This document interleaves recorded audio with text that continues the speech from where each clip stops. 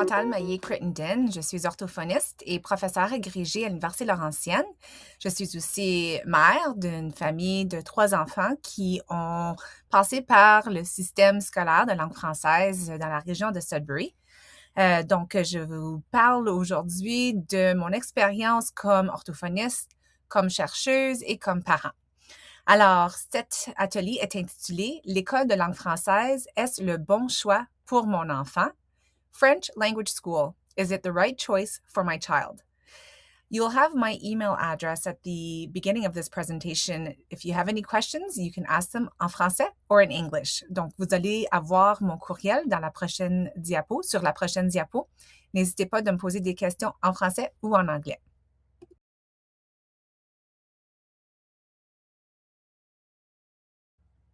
Alors, la thématique que j'aimerais aborder avec vous portera sur l'apprentissage d'une langue, que ce soit une langue première ou une langue seconde, une école de langue française versus un programme d'immersion.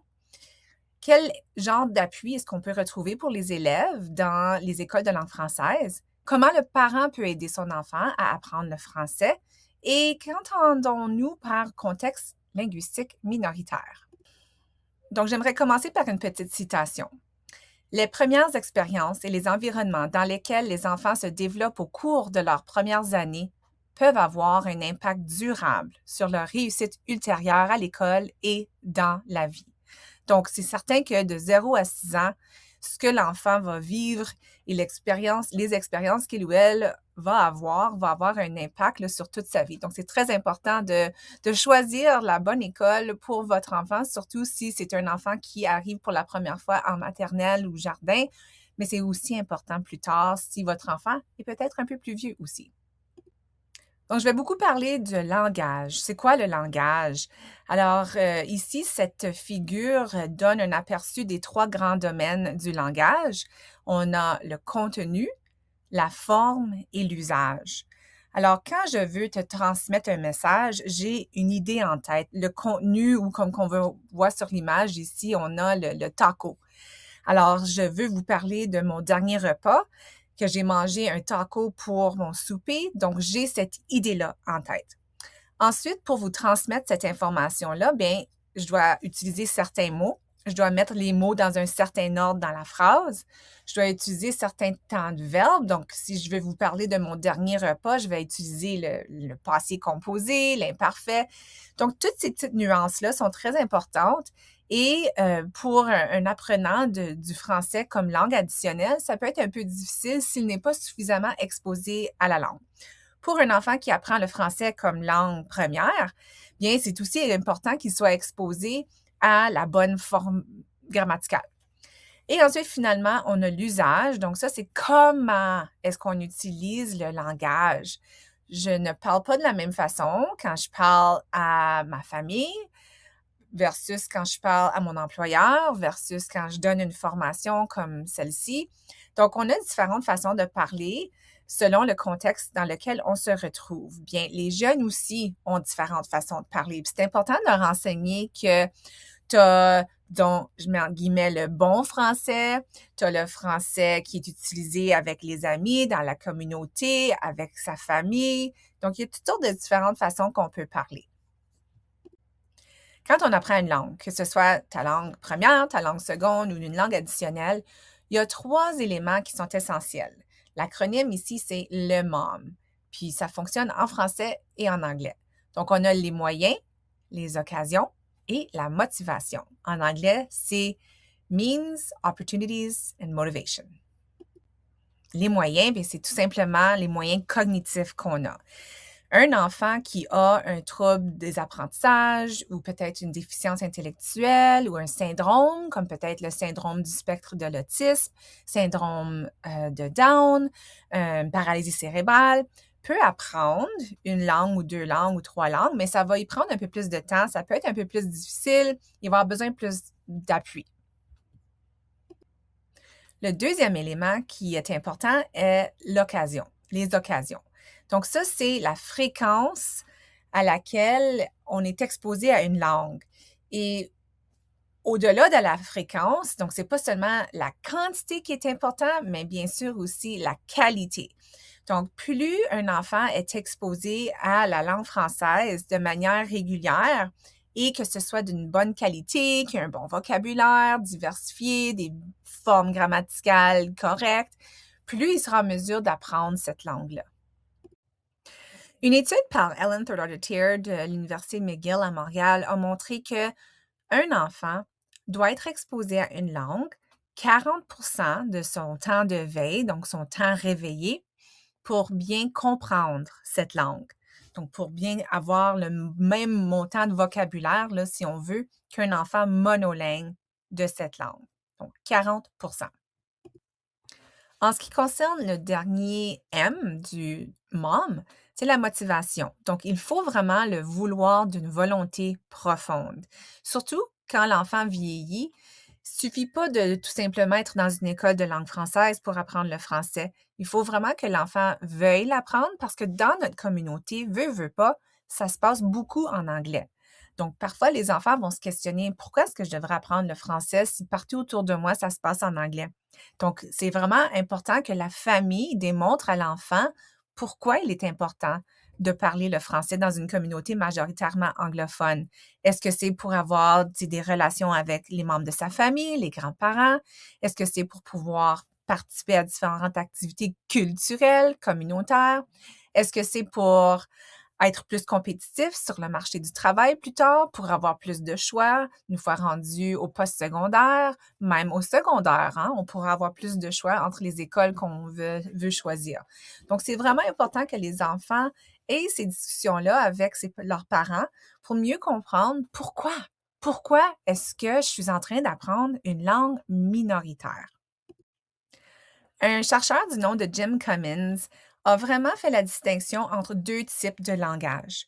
Donc, il y a le langage plus social, le BICS, qu'il appelle le Basic Interpersonal Communication Skills, et le langage plus scolaire qu'il appelle Cognitive Academic Language Proficiency.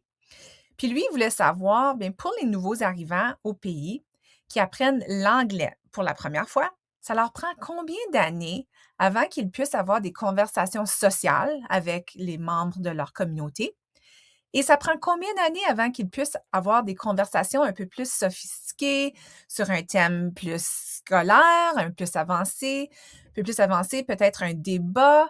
Et ce qu'il a découvert, c'est que les nouveaux arrivants qui arrivaient au Canada, puis ça, ces études-là datent des années 80, donc ça a changé beaucoup depuis ce temps-là, mais essentiellement, ça prenait à peu près 2 ans pour que les nouveaux arrivants puissent converser confortablement en anglais, mais ça pouvait prendre jusqu'à 8 ans pour qu'ils puissent converser à un niveau un peu plus soutenu en anglais. Donc, bien entendu, au Canada, surtout dans les années 1980, c'était beaucoup plus anglophone partout où on se retrouvait. Alors, après 2 ans d'exposition à l'anglais au Canada, dans les années 80, les gens pouvaient quand même bien communiquer socialement. Et après 8 ans, là, vraiment, c'était des adultes qui étaient comparables à des adultes monolingues de l'anglais. Donc, je vous ai dit que ça prend 40% d'exposition à une langue pour bien comprendre les mots de cette langue-là. Donc, ici, c'est encore l'étude de Ellen Thurlottier de McGill. Donc, ce qu'elle a dit, par contre, c'est que il faut encore plus d'exposition à la langue pour pouvoir l'utiliser. Donc, le 40%, ça, c'était pour comprendre les mots de vocabulaire, mais pour pouvoir utiliser tous ces mots-là, il faut plus d'exposition à la langue. Elle va jusqu'à dire que for expressive vocabulary, 40 to 60% exposure was not sufficient to achieve performance comparable to that of monolingual group, but exposure in excess of 60% was sufficient. Donc, pour s'exprimer dans une langue, il fallait être exposé à cette langue 60% du temps pour être comparable à une personne monolingue de cette langue-là. Donc, je vous pose la question. Est-ce que votre enfant est exposé au français 40 à 60% de son temps de veille? Est-ce que c'est moins de 40%? Est-ce que c'est plus de 60%? Est-ce possible pour vous? Si ce n'est pas possible, ça ne veut pas dire que votre enfant n'est pas en mesure d'apprendre le français comme langue additionnelle ou même comme langue première. Mais il va falloir faire des efforts, il va falloir trouver des activités, il va falloir essayer d'augmenter la motivation. Alors, toutes des petites questions que vous pouvez vous poser, puis il y a beaucoup de choses qu'on peut faire en communauté, il y a beaucoup de choses qu'on peut faire virtuellement aussi pour aider nos enfants à obtenir plus d'exposition au français. Donc ici, on retrouve tout simplement cette citation-là, cette information-là, si ça vous intéresse. J'ai aussi eu le privilège de passer en entrevue Ellen Thurdarder qui a fait cette découverte-là. Mon balado s'appelle The Parley Podcast ou Parler en balado que vous pouvez retrouver à bot-boot.com. Et si vous cherchez là, pour l'épisode intitulé Apprendre plus d'une langue, la quantité d'exposition importe, vous allez pouvoir écouter à l'épisode là, qui dure à peu près 1 heure. So if you're interested in learning more about this, you can go to my podcast at theparleypodcast.com or but-boot.com and see the episode. It's in French.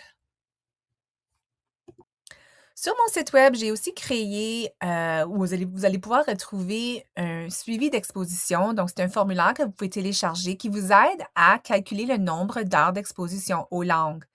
Alors, il y en a un pour les enfants d'âge préscolaire, puis un pour les enfants d'âge scolaire. Donc, toujours à botboot.com et c'est sous ressources imprimables.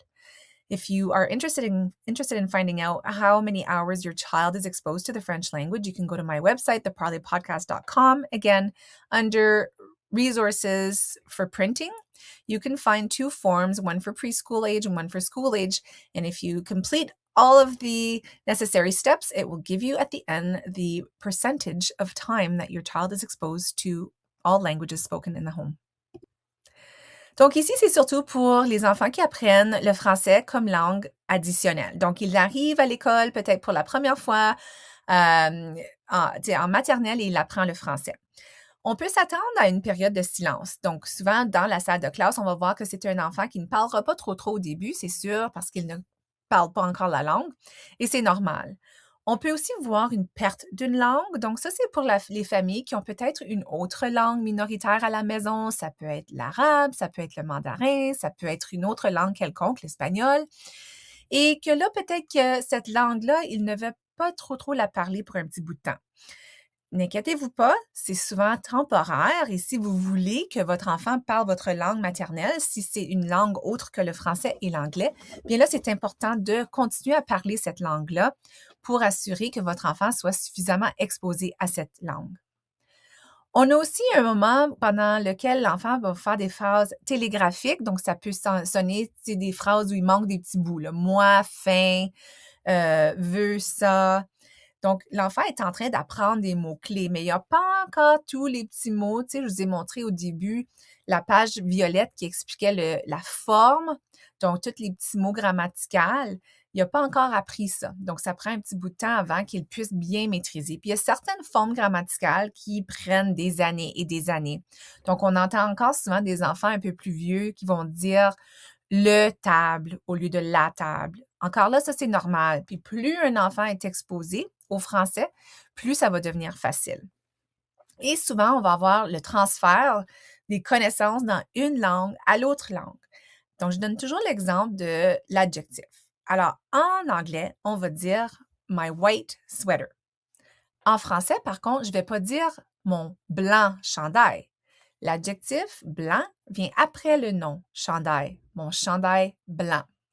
Mais les enfants vont faire ces petits transferts-là. Donc, ils vont souvent dire « mon blanc chandail ». Encore là, on peut leur en parler. « Ah, si je vois que tu as dit « mon blanc chandail » comme en anglais, « my white sweater ». Mais en français, on dit le blanc après le mot chandail. Et encore là, plus l'enfant est exposé au français, plus ça deviendra automatique. Vous allez aussi possiblement remarquer que votre enfant peut être dominant dans une langue versus une autre. Peut-être que vous aussi, vous l'êtes. Ça aussi, c'est normal. Donc, qu'est-ce que ça veut dire, la dominance langagière? Bien, on maîtrise plus une langue qu'une autre. Mais ça ne veut pas dire que tu es toujours meilleur dans une langue que l'autre dans tous les domaines. Moi, par exemple, j'arbitre. Je viens de commencer à être arbitre de ballon volant, de volleyball. Mais ce monde-là, pour moi, se déroule uniquement en anglais. J'arbitre les joutes en anglais. Toute la terminologie, les examens que j'ai dû passer, ça s'est tout fait en anglais. La formation que j'ai eue a été en anglais. Donc, ma dominance langagière pour tout ce qui touche au volleyball, à l'arbitrage, est en anglais. Pour les enfants, ça peut être la même chose. Donc, ils peuvent être plus dominants à vous expliquer ce qu'ils ont fait en mathématiques en français, parce qu'ils l'ont vécu en français. Mais ensuite, si on leur demande de nous expliquer comment s'est passé leur joute de hockey ou de soccer, bien là, peut-être que ça va être plus facile pour eux de l'expliquer en anglais parce qu'ils l'ont vécu en anglais. Donc, on voit cette dominance-là entre domaines, entre les expériences de vie qu'ils ont eues. Puis ça aussi, c'est normal et ça va changer là, pendant toute la vie. Qu'est-ce qui impacte cette dominance langagière? Bien évidemment, l'exposition. Plus tu es exposé à une langue, plus tu vas être dominant, que ce soit un thème en particulier ou juste la langue en général. Aussi, la qualité des interactions qu'on a. Alors, plus un enfant est exposé à une richesse de vocabulaire en français, plus il va apprendre différents mots. Tandis que si c'est vraiment limité à des mots de base, bien, il ne va pas apprendre les mots un peu plus compliqués. Donc, la lecture à la maison de livres jeunesse est très importante pour exposer les enfants à un vocabulaire riche et diversifié. L'environnement, bien sûr, donc un enfant va apprendre d'après ce qu'il entend autour de lui ou elle. Alors, si on parle beaucoup du hockey, bien, il va en apprendre beaucoup sur le hockey. Si c'est un enfant qui s'intéresse, je ne sais pas moi, aux grenouilles, mais peut-être qu'il va en connaître beaucoup sur les grenouilles. Si c'est un enfant qui vit sur une ferme, peut-être qu'il va connaître beaucoup de terminologie sur l'habitat des animaux de ferme. Et on revient encore à la motivation. Plus l'enfant est motivé par un sujet quelconque ou qui est motivé à parler la langue, plus il va développer ses compétences dans cette langue-là. Donc, je vous ai mentionné que la dominance langagière peut changer au fil de la vie. Donc, c'est sûr que ça va dépendre des moments, de ce qui se passe. Donc, peut-être qu'on a commencé l'école, peut-être qu'on a déménagé, peut-être qu'on a commencé la garderie en français ou en anglais. Donc, ça va avoir un impact sur la dominance langagière. Il y a aussi la variation contextuelle. Donc, c'est sûr que si tout à coup, je me retrouve dans une région où les gens parlent seulement une langue, bien, je vais être obligée à me débrouiller puis à l'apprendre, cette langue-là. Donc, encore, je me répète, ça dépend de notre environnement. Et l'instruction, l'éducation, bien sûr, si on est dans une école de langue française, bien, c'est sûr qu'on va apprendre le français. C'est quelque chose que vous pouvez surveiller comme parent. Donc, on veut prévenir le déclin d'une langue, idéalement, quand on vit au Canada, surtout, où on a 2 langues officielles. Si on peut offrir à notre enfant l'occasion d'être bilingue et de pouvoir parler le français en anglais, tant mieux. Peut-être que vous êtes une famille multilingue et vous voulez que votre enfant parle 3 langues. Alors, c'est important d'assurer qu'ils sont suffisamment exposés à ces langues-là, qu'ils ont aussi la motivation de les apprendre. C'est aussi important pour soutenir l'identité culturelle. Donc, vous parlez différentes langues, il y a aussi une culture qui est rattachée à chacune des langues qui peut être très important pour vous, pour vos traditions familiales, pour votre historique. Donc, on veut s'assurer que l'enfant ne perde pas ces traditions-là non plus, cette culture-là. Et bien sûr, plus on a un bilinguisme équilibré, donc plus tu es capable de t'exprimer autant dans une langue qu'une autre, la lire, l'écrire, la comprendre, plus tu peux avoir des effets cognitifs du bilinguisme. Donc, il y a plein d'études qui montrent que quand on est bilingue, bien, on a des avantages cognitifs, on a une meilleure attention, on peut aussi retarder le début de la maladie d'Alzheimer. Donc, il y a toutes sortes de choses qui se passent au niveau du cerveau qui arrivent lorsqu'on a un bon bilingue là, équilibré, qu'on appelle. Vous vous demandez peut-être, mais comment est-ce que je sais si mon enfant est capable d'apprendre plus d'une langue? On sait que l'âge d'acquisition a un impact. Donc, plus un enfant est jeune, plus il sera capable d'apprendre une langue, 2 langues, 3 langues. Je vous ai montré une citation au début qui dit que les premières 6 années d'expérience de vos enfants sont les plus importantes. Ça ne veut pas dire qu'après 6 ans, on ne peut pas apprendre une langue seconde, mais encore là, il va falloir un peu plus d'efforts. Certains enfants ont tout simplement une habileté innée pour apprendre une langue, tout comme certains enfants ont une habileté innée à être sportifs ou à être artistes. Il y en a que ce sont les langues qui sont plus faciles pour eux. Il y a aussi l'importance d'avoir cette attitude et ouverture d'esprit quant à l'apprentissage d'une langue, que ce soit la langue seconde ou la langue première, les différentes cultures. Donc, plus on démontre à notre enfant comme Hey, wow! Savais-tu que dans cette culture-là, c'est comme ça que ça se passe, que en français, il y a tout ceci qui fait partie de leur tradition, de leur culture, que ce soit des recettes, des chansons, des poèmes, des films au cinéma, des activités même, plus ça va intéresser l'enfant. Il y a la durée de l'exposition à la langue seconde. Donc, évidemment, si on est exposé au français de la maternelle à la 6e année, bien probablement que l'enfant va être plus habile à parler le français que s'il a seulement été exposé de la 4e à la 6e année. OK? C'est du bon sens.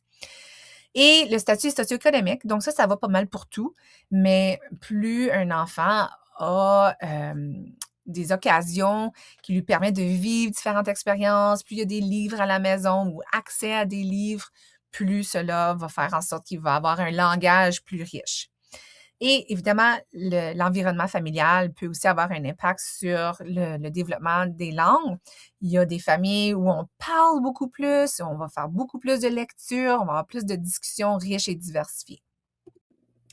Une chose est certaine, la connaissance réceptive d'un mot est importante. Mais si les élèves ne font que lire ou entendre un nouveau mot, ils ont peu de chances de s'en souvenir, encore moins de l'utiliser. Ça fait que c'est pas juste d'exposer votre enfant en mettant des émissions télévisées en français, Netflix en français, écouter des chansons en français. Il faut aussi qu'il y ait des moments de l'utiliser le français, de le pratiquer, de le dire, d'écrire en français aussi. Moi, une chose que je partage avec les familles avec lesquelles je travaille, c'est mes 3 enfants qui sont maintenant ados, 16, 18 et un jeune adulte, 20. J'essaie toujours de leur envoyer des textos en français, puis eux aussi font l'effort de me répondre en français. Puis c'est peut-être le seul moment pendant la journée, là, à l'extérieur des heures de la salle de classe, pendant lesquels ils vont écrire en français. Ça fait que c'est des petits trucs comme ça qui peuvent vous aider. Ça prend pas plus de temps et ça leur donne là, une autre occasion de pratiquer à écrire en français. On me pose souvent la question, c'est quoi la différence exactement entre une école de langue française et un programme d'immersion? Bien, la différence numéro 1 est que dans une école de langue française, puis justement, c'est une école de langue française, les programmes d'immersion, eux, sont gérés par les conseils scolaires de langue anglaise. Donc, c'est un conseil anglophone, puis un programme à l'intérieur de ce conseil-là pour enseigner le français langue seconde. Donc, pour l'école de langue française, on va enseigner toutes les matières en français, donc littératie, numératie, études sociales ou sciences, arts, éducation physique et santé, enseignement religieux, le cas échéant. Et à partir de la 4e année, les élèves de l'élémentaire ont 200 minutes d'enseignement en anglais par semaine. Tandis que dans les programmes d'immersion, bien, les élèves vont souvent apprendre le français comme une matière.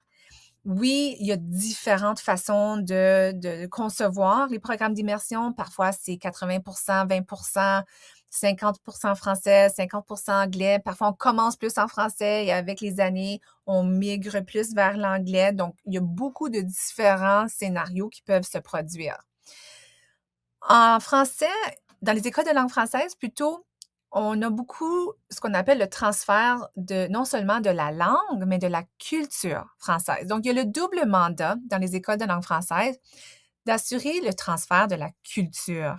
Qu'est-ce que j'entends par culture? Bien, c'est tout l'historique du peuple francophone, franco-ontarien, les chansons, les recettes, les traditions, les expressions, les dictons. Peut-être c'est des choses que nos grands-mères, que nos arrière-grands-mères disaient qu'on ne veut pas perdre d'une génération à une autre.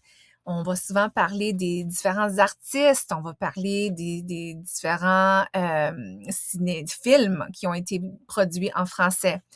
Donc, l'histoire des Franco-Ontariens en Ontario, toutes les luttes là, qui ont été vécues. Donc, ça, c'est quelque chose qui est très évident dans les conseils scolaires de langue française. Dans les programmes d'immersion, c'est un peu moins, mais en fait, c'est pas nécessairement ça l'objectif. Donc ici, on fait l'enseignement d'une langue et moins l'enseignement d'une culture. On travaille beaucoup dans les écoles de langue française sur le développement de l'identité francophone, le sentiment d'appartenance. On veut que les élèves se sentent comme ils appartiennent à cette communauté francophone. Et ça n'a pas d'importance si les parents eux-mêmes parlent français. Peut-être que ce sont des parents qui sont francophiles, qui croient vraiment en la francophonie. Peut-être que les parents ont perdu un peu de leur français. C'est correct. Donc, l'École de langue française est vraiment là pour essayer de transmettre ces informations aux enfants, aux élèves. Pour les programmes d'immersion, mais il y a différentes options. Donc, on a Extended French, French Immersion. Ça dépend des ressources, ça dépend des conseils scolaires.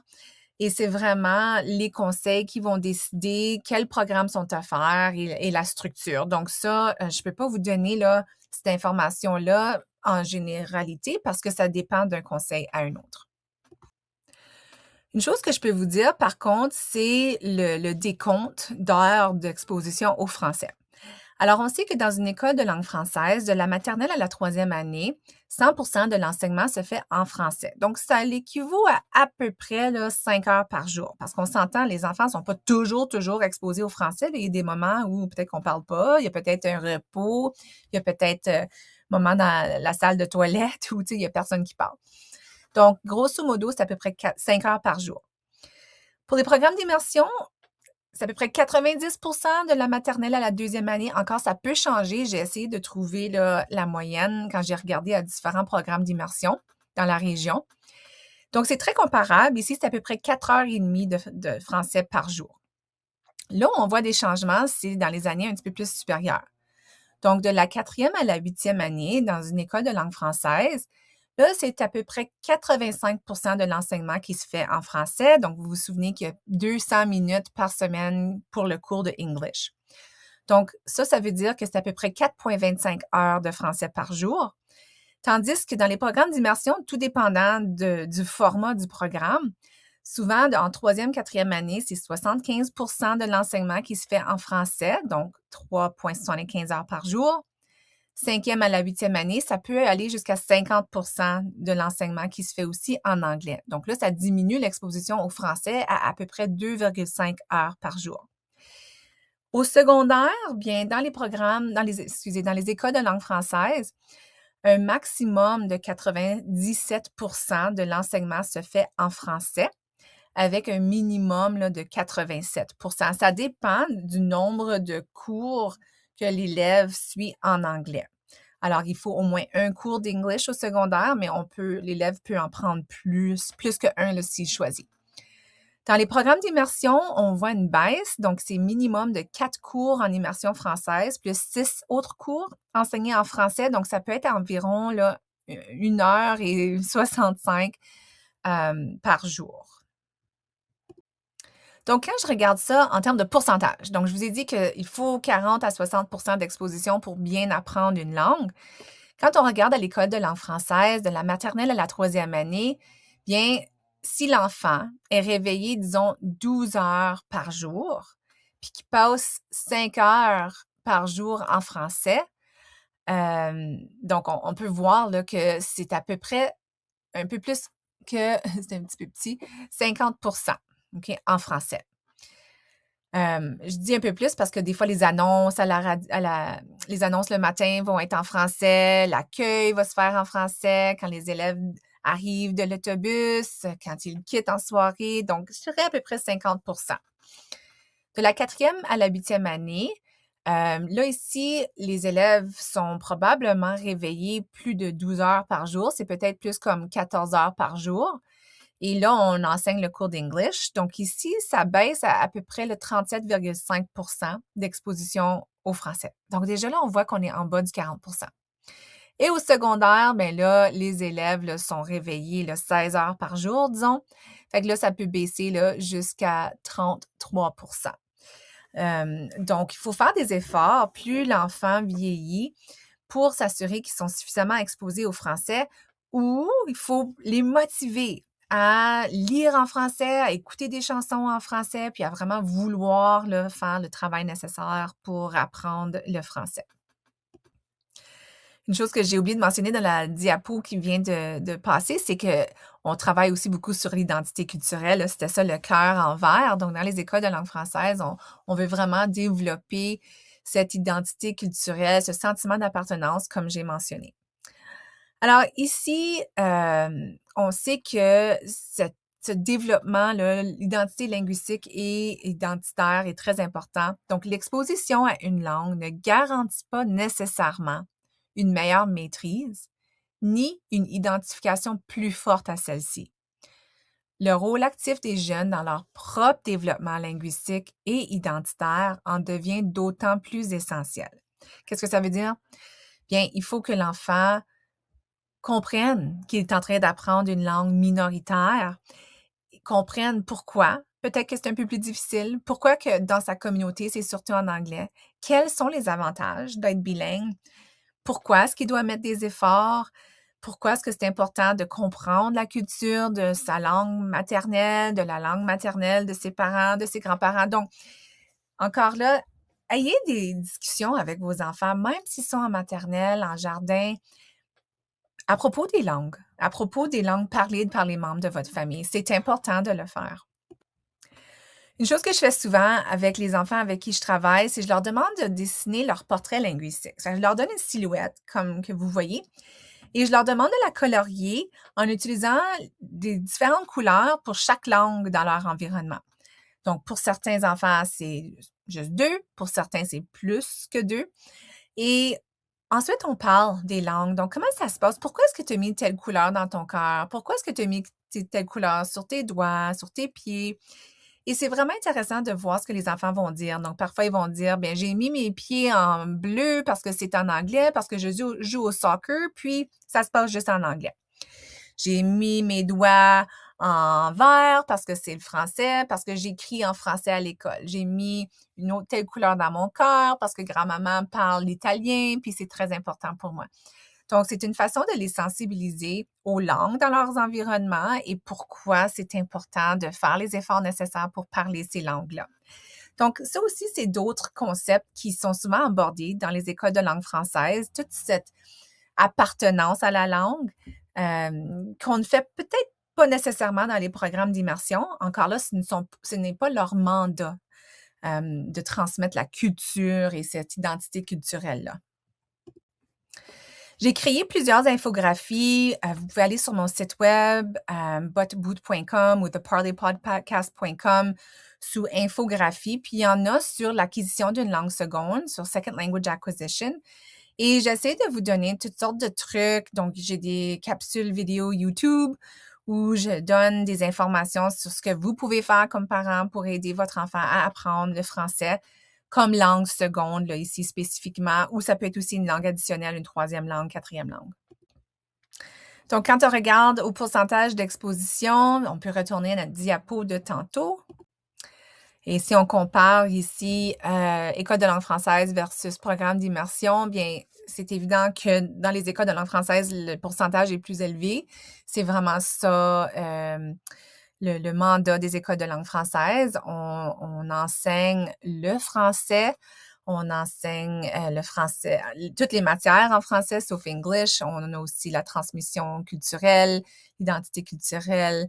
Donc, on voit là, que dans les programmes d'immersion, ce pourcentage-là diminue, surtout rendu au secondaire, de 5e à 8e année. Donc, on est vraiment en bas du 40 à 60% nécessaire là, pour vraiment bien maîtriser une langue seconde.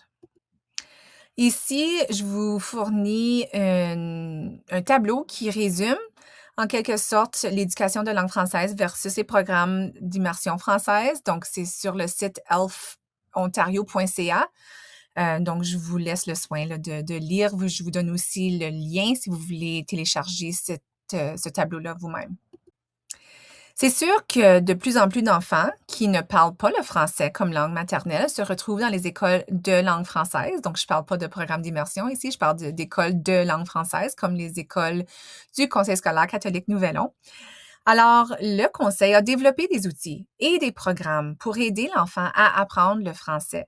On vit dans une communauté plurilingue, pluriculturelle, donc c'est sûr qu'on s'attend à ce qu'il y ait des enfants qui arrivent en maternelle ou peut-être une autre année scolaire et qui apprendra le français pour la toute première fois. Alors, il y a des programmes, des outils, des ressources en place pour aider les élèves à apprendre le français, c'est certain. Alors, il y a un portail parent du conseil scolaire Nouvelon qui vous donnera des informations sur les meilleures pratiques, les choses que vous pouvez faire à la maison pour appuyer votre enfant. Alors, une fois que votre enfant est inscrit dans une école de langue française du conseil scolaire catholique Nouvelon, vous allez avoir accès à toutes ces ressources-là. Il y en a plusieurs. Il y a plusieurs trucs aussi qui ont été mesurés là, comme étant efficaces pour apprendre le français langue seconde. Tout récemment, donc septembre 2025, le ministère de l'Éducation de l'Ontario a établi une nouvelle note politique qui s'appelle la NPP 172. Et c'est vraiment pour, justement, les enfants qui apprennent le français comme langue seconde, que ce soit leur deuxième langue ou leur troisième ou leur quatrième langue. Alors ça, c'est pour toutes les écoles de langue française et c'est pour soutenir les élèves plurilingues apprenant du français, incluant les élèves nouveaux arrivants dans les écoles de langue française de l'Ontario. Anciennement, on parlait du programme Actualisation linguistique en français ou programme d'appui aux nouveaux arrivants, mais ces programmes-là ne seront plus en vigueur. C'est maintenant la NPP 172. Donc, tous les élèves plurilingues apprenant du français et les élèves nouveaux arrivants vont suivre le même programme, donc ça veut dire le même curriculum que tous les autres élèves, peu importe leur antécédent linguistique et leur parcours migratoire. Donc, que tu apprennes le français pour la première fois ou que ce soit ta langue maternelle, les élèves vont suivre le même curriculum avec l'appui nécessaire. On veut faire en sorte que tous les élèves aient les mêmes occasions et les mêmes opportunités, là, si on veut. Alors, en anglais, this is a transition to a policy for multilingual French language learners, including newcomer students to French language schools in Ontario. Donc, vous pouvez trouver cette information-là sur le site du ministère de l'Éducation de l'Ontario, NPP 172, si vous voulez plus de renseignements. Donc, comment le parent peut aider? How can parents help? Jim Cummins utilise l'analogie de l'iceberg. Donc ici, vous voyez à la gauche, c'est un vrai iceberg à Terre-Neuve. En 2012, j'étais là pour une conférence et c'est moi et ma collègue qu'on voit dans l'image. Et on voyait 2 pointes de l'iceberg. Et c'est vraiment génial parce que c'est comme les 2 langues, le français, l'anglais. Mais en dessous de l'iceberg, il y a toutes sortes de compétences et vous pouvez aider votre enfant à développer ces compétences-là. Vous pouvez lire à votre enfant en français ou en anglais à la maison ou dans une autre langue pour développer leur vocabulaire un peu plus riche, un peu plus sophistiqué. Ayez des discussions à la maison sur le pouvoir des langues. Il y a des langues qui sont majoritaires, minoritaires. Donc, toutes ces discussions-là sont très importantes.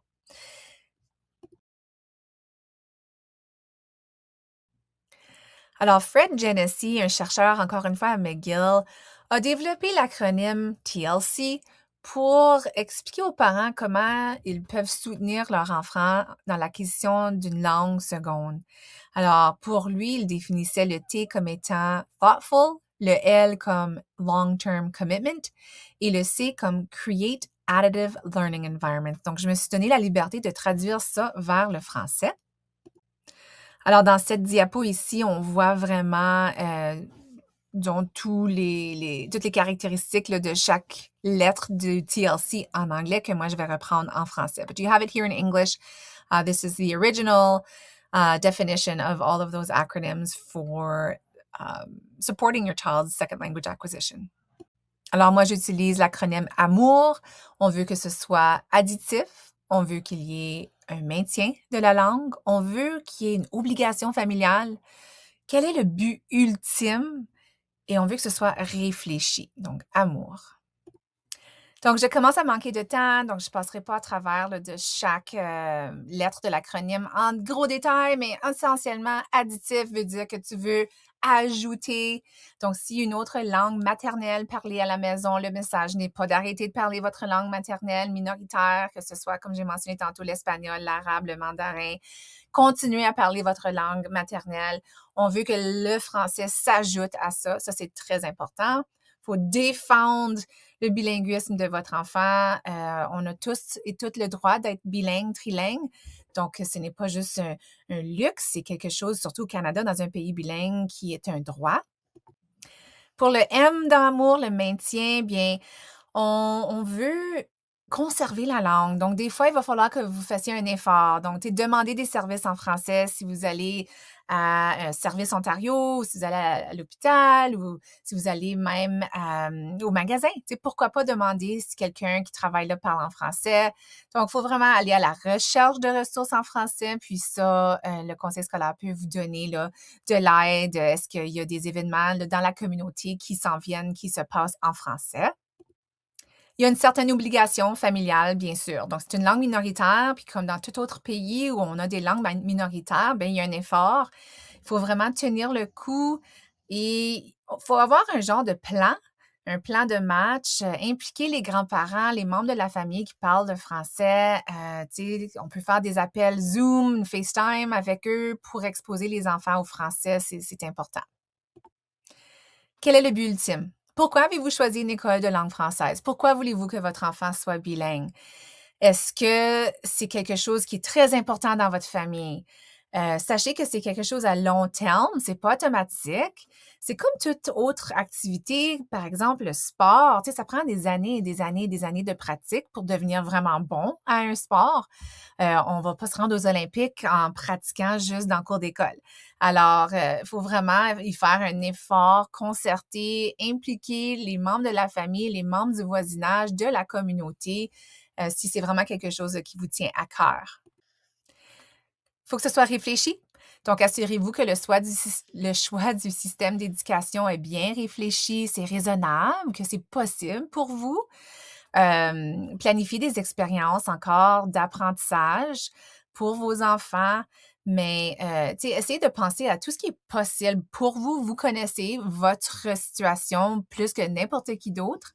Peut-être qu'il va y avoir des années où ça va être plus facile que d'autres, mais essayez de trouver un équilibre quand même là, pour que vos enfants soient suffisamment exposés, qu'ils sentent comme si leur apprentissage est quelque chose qui est désiré par tous les membres de la famille et que vous êtes à la recherche vous-même là, de façon d'intégrer le français dans votre vie familiale. Donc, scannez le code QR, scan this QR code. Il y a beaucoup d'informations sur mon Padlet sur l'acquisition du français comme langue minoritaire. Lots of information on my Padlet on the acquisition of French as a minority language. Alors, aussi, vous pouvez m'envoyer un courriel si jamais vous avez des questions. J'ai aussi quelques épisodes sur mon balado, How to Help Our Kids Learn French in an English World. So I also have an episode on my podcast that might give you some tips and tricks on how you can help your child learn French in an English world. So you can scan the QR code there as well for that. Il y a toute une série d'épisodes, la saison 5 de Parler en balado, The Parley Podcast, porte justement sur l'acquisition d'une langue minoritaire, du bilinguisme. J'ai passé en entrevue plein d'experts de partout à travers le monde. Donc, allez écouter, il y en a en français, il y en a en anglais, il y en a qui sont bilingues. So there's a lot of resources on my website, theparleypodcast.com. The last season of season 4 of the podcast, I interviewed a lot of experts from around the globe on the acquisition of a second language with a focus on the acquisition of a minority language. So you can get a lot of tips there and resources if it interests you. Some episodes are in French, some are in English, and some are bilingual. Merci beaucoup pour votre écoute. J'espère que cette information vous a été utile et n'hésitez pas à me contacter. Thank you so much. Hope this was useful. Don't hesitate to contact me if you have any questions.